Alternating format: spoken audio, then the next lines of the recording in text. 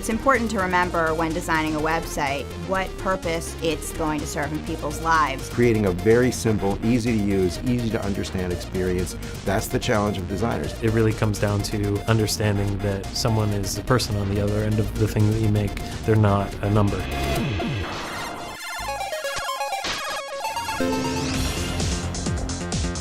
When Tim Berners-Lee created HTML, he was writing something that would allow scientists to share physics papers over the internet.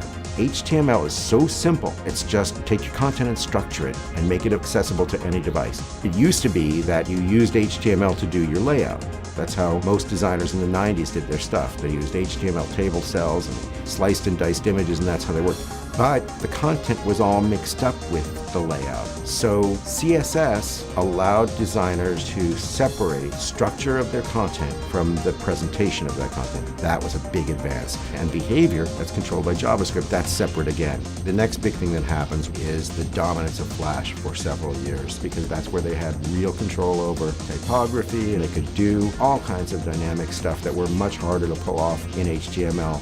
But Flash was really good if you thought of the web as something that a small core of artists used to entertain the masses. But it turns out they don't really want to go to the web for that. What they want to go to the web to do is share.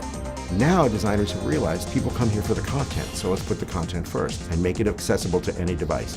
And HTML5 becomes stable enough that developers start paying attention to it. All of a sudden, it's about apps, it's about applications being built with HTML. So HTML is the cockroach that will survive a nuclear winter. People judge web design through the lens of print design, but the two are not that analogous. The screen is a very different medium than a page.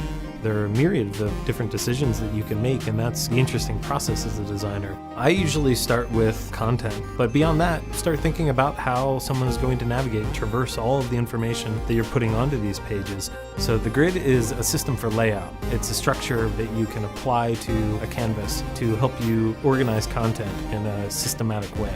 But also the grid will allow you to structure things in a hierarchical way so that through contrast you can create importance and meaning. There are also very important aesthetic considerations, and color is a very big one of those. Being on screen, we're talking about color being made with light, that being additive color. So something that you might like in print design, a very vibrant yellow or a very strong black, might not look that good on screen because it could be too contrasted, or it might not be contrasted enough. And choosing the right typeface becomes another asset on a page, just like an image or a video or anything like that. When I'm considering arranging type, I have to think of someone actually needs to read this. If something is a headline, or if I want someone to read something first, I'm going to make that stand out. I'm going to make sure that it's either the biggest, it's the first on the page, it's the most eye-catching, and that will once again then reinforce the structure of all the other content on the page. On the web, you can always change something, you can always evolve it, you can always try to make that experience better. Does it resonate with people, and do they get something out of it? Do they learn something? Are they moved to action? I think all of those are goals of the art of web design. User research is all about understanding people's behaviors. When you're using a website that is impossible to get through, that is a failure of user experience because the person who created it never took the time to understand what their target audience actually need. An example of a company that's really getting this right is Etsy. They were really thoughtful about the unique ways in which their target audience would want to search for items, like being able to look for something by color or by texture or by the age of an item. When you have a site like Facebook that has features all over it, that's the result of having to meet so many different segments' needs. And so don't put roadblocks up for people to overcome, because the truth is, if you have a great user experience, the user interface fades into the background. For example, Craigslist. That website isn't much to look at, but the user experience that they create is so helpful to people that it doesn't really matter what that user interface looks like. Design isn't really about the bells and whistles, it's about serving people's needs. And if the bells and whistles serve people's needs, then great, and if they don't belong there.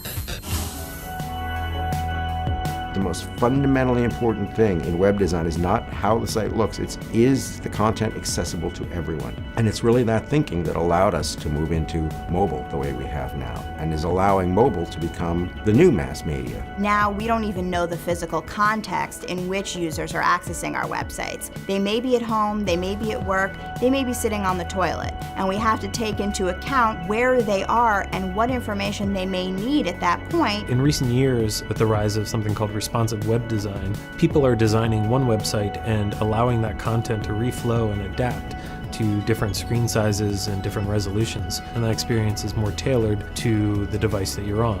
The rise of apps has changed things considerably too, but I feel as though that's even more young, obviously, than web design, and it still remains to be seen what the real impact of that is. But I feel as though the average web user has matured a lot. Once people have that language, once they understand it, you can keep building upon it and make new things out of that. Now, truly, anyone with a phone, from a protest in Egypt or anywhere, can say something to the whole world. So that's pretty magical. And I think that's the most important change that has happened.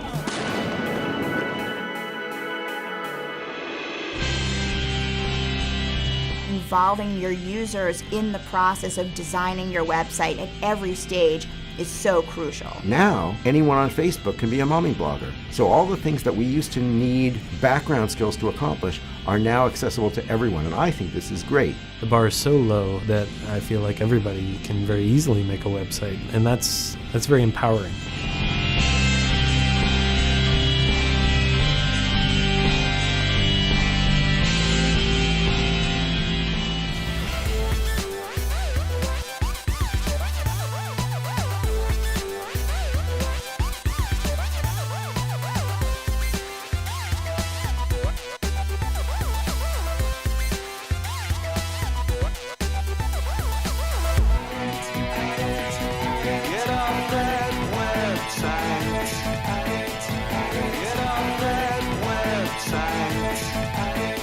Internet addict.